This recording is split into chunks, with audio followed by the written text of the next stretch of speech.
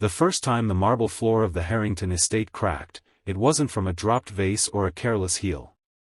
It was from the force of a 15-year-old girl's scream. Amelia Harrington stood in the grand foyer, her designer backpack dangling from one finger like a dead thing, tears streaking the perfect makeup her mother had paid a professional to apply that morning. Around her, the staff froze, maids with feather dusters mid-swipe, the chef with a silver tray of untouched croissants, the bodyguard who usually loomed like a statue. No one moved. No one dared. Because everyone knew the rule: touch Amelia, and you're gone. Not fired. Gone. Her father, tech billionaire Victor Harrington, had made that clear after the last nanny tried to hug her during a panic attack. The woman had been escorted out by security, her belongings already boxed. Amelia had watched from the staircase, arms wrapped around herself, whispering, "I told you not to." But that morning, something shifted. The scream wasn't rage. It was grief. Her goldfish, Mr. Bubbles, the only living thing she'd ever named, floated belly up in the crystal bowl on the mantel. She'd begged for a dog. Victor had said no, too messy, too much responsibility. So she'd settled for a fish. And now even that was dead. She sank to her knees on the cold marble, sobbing so hard her ribs shook. The staff exchanged glances. Someone should do something. Someone should. Footsteps. Slow. Deliberate. Not the click of Louboutins or the thud of security boots. The soft squeak of rubber soles on stone. A man stepped into the foyer carrying a mop bucket. His uniform was faded blue, the name tag crooked, M. Reyes. He was in his late 30s, with tired eyes and a scar that cut through one eyebrow like a lightning bolt. A single dad, the kind who worked double shifts to pay for his daughter's insulin. The kind no one noticed. He stopped when he saw her. Not out of fear. Out of recognition. Amelia didn't look up. "Go away," she choked. "I'll get you fired." Marco Reyes set the bucket down. The water sloshed, a small, ordinary sound in a house full of silence. He crouched beside her, not touching, just close enough that she could smell the lemon cleaner on his hands. "I'm not going anywhere," he said quietly. "Not until you tell me why Mr. Bubbles deserved a scream like that." She laughed, a broken sound.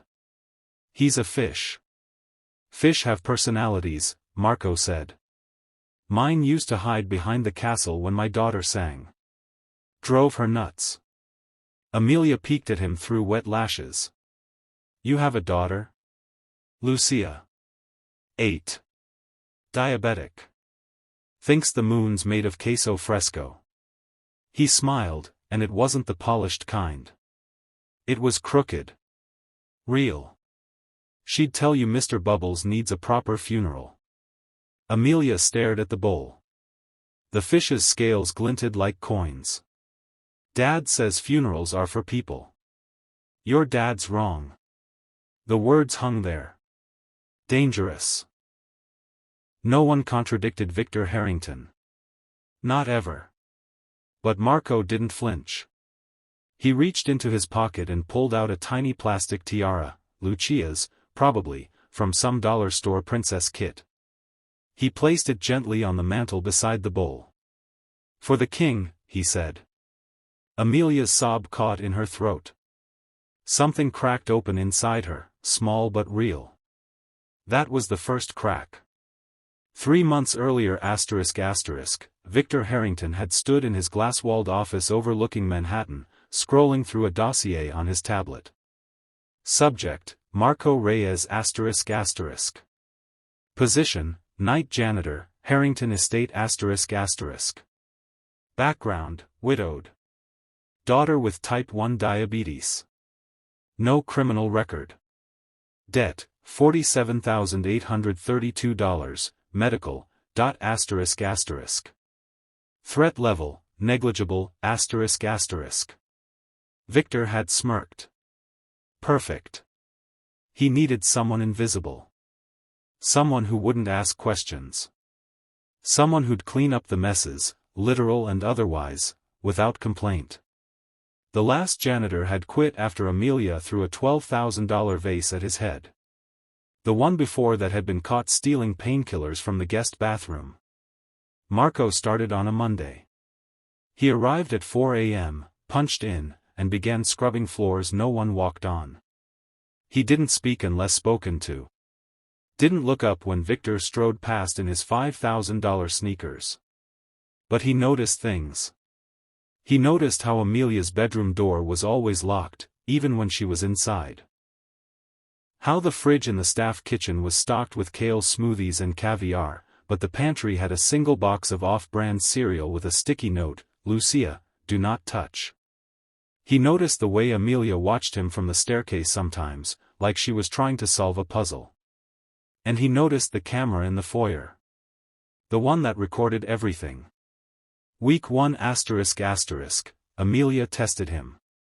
She accidentally spilled paint in the art room, neon pink across a $200,000 Persian rug. Marco cleaned it without a word. Week 2 ***, she hid his mop in the pool. He fished it out, wrung it dry, and left a note on her door, "Nice try." Week 3 ***, she hacked the estate sound system to blast death metal at 3 a.m. Marco unplugged it, reset the router, and left a post-it on her laptop, "Try classical. Beethoven's good for rage, ***. She didn't touch the system again. But the real test came on a Tuesday in October. Lucia had a seizure at school. Marco got the call at 2:17 p.m., he was supposed to be off shift, but he'd stayed late to fix a leaking pipe in the guest wing. He ran. Didn't ask permission. Didn't clock out. Just ran.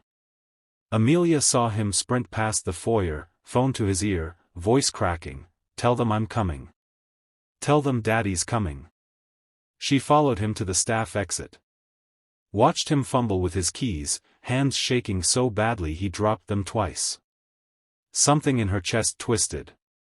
She'd never seen an adult scared before. That night, Marco didn't come back. Victor was furious. He left mid-shift. Fire him. But the head of security hesitated. "Sir, his kid's in the ICU. He's not answering calls." Victor waved a hand. "Find someone else."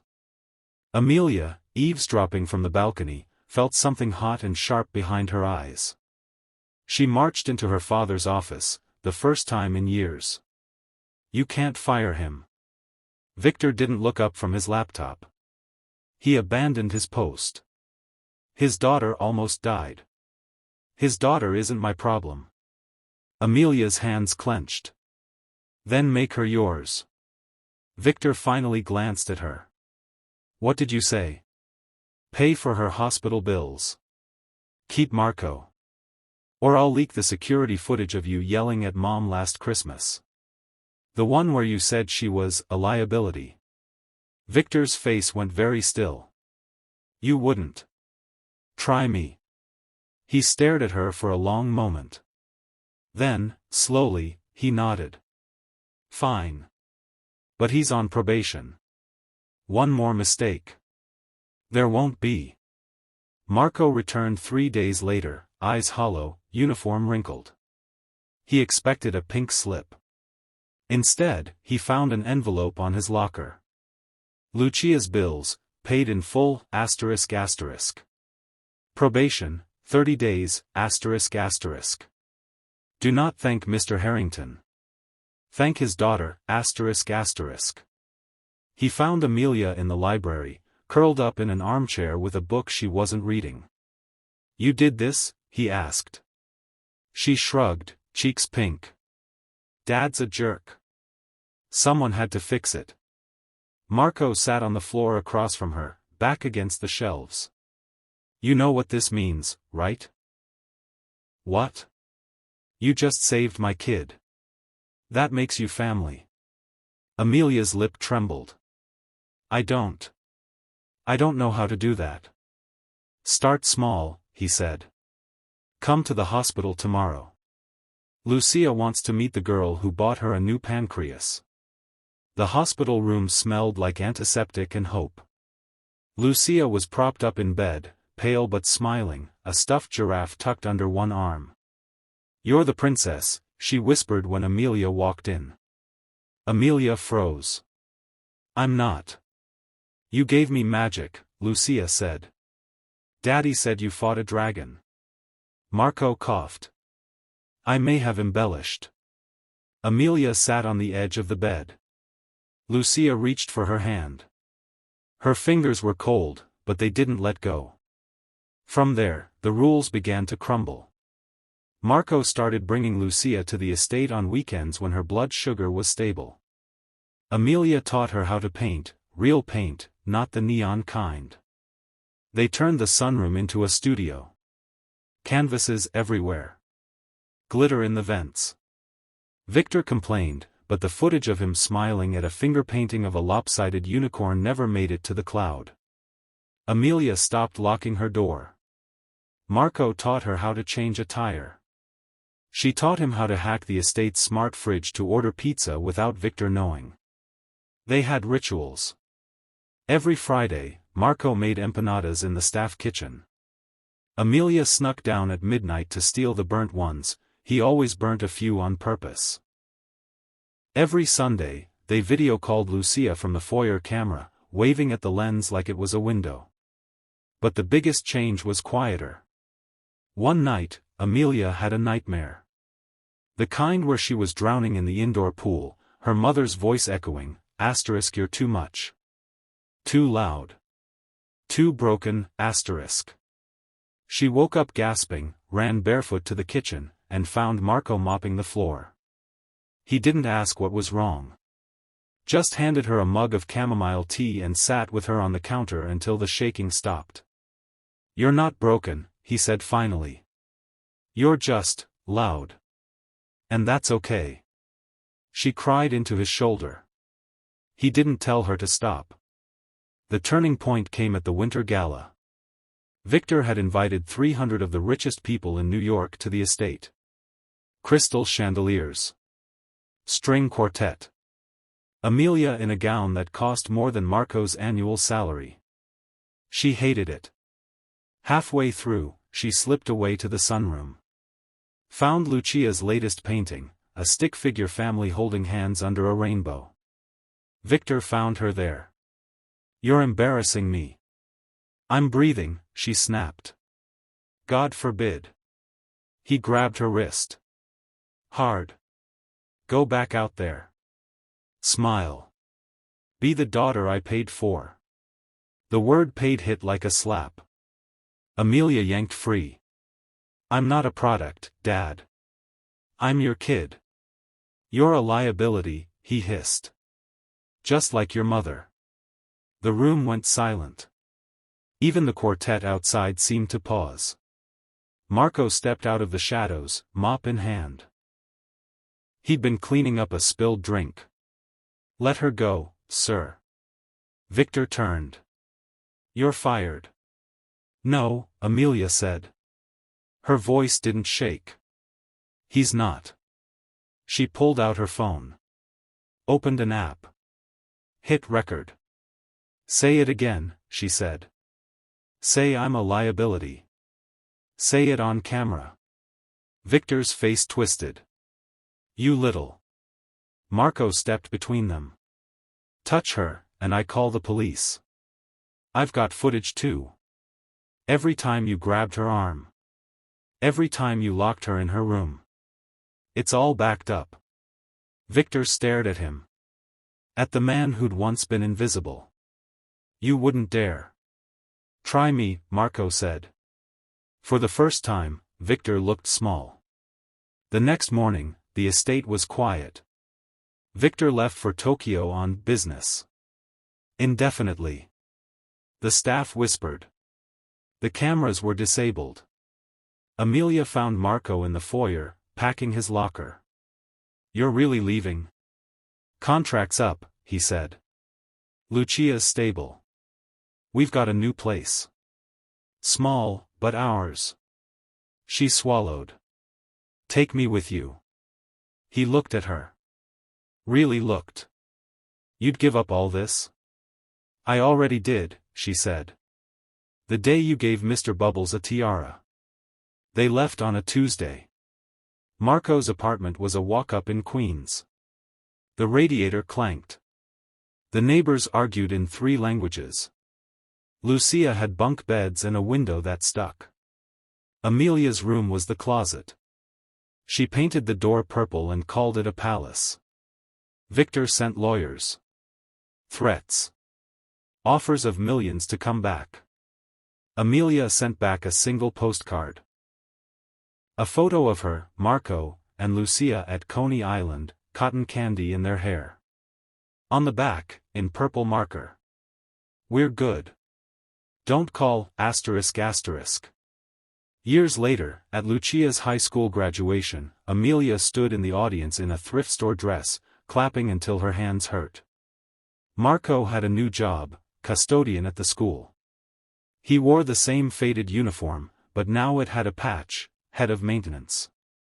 Lucia walked across the stage, diploma in one hand, insulin pump clipped to her gown like a badge of honor. Afterward, a reporter asked Amelia, who just sold her first children's book, The Princess Who Cleaned Her Own Castle, what inspired her. She looked at Marco, who was pretending not to cry. A janitor, she said. Who taught me that family isn't something you buy? It's something you mop the floor for at 3 a.m. when no one's watching. The marble floor of the Harrington estate was replaced eventually. But if you visit on a quiet night, they say you can still see a faint crack in the foyer. A reminder that some things break so better ones can grow. If this story moved you, hit that like button. It's the tiara for Mr. Bubbles. Subscribe for more stories of the underdogs who change everything. And tell me in the comments, who's the Marco in your life, ****.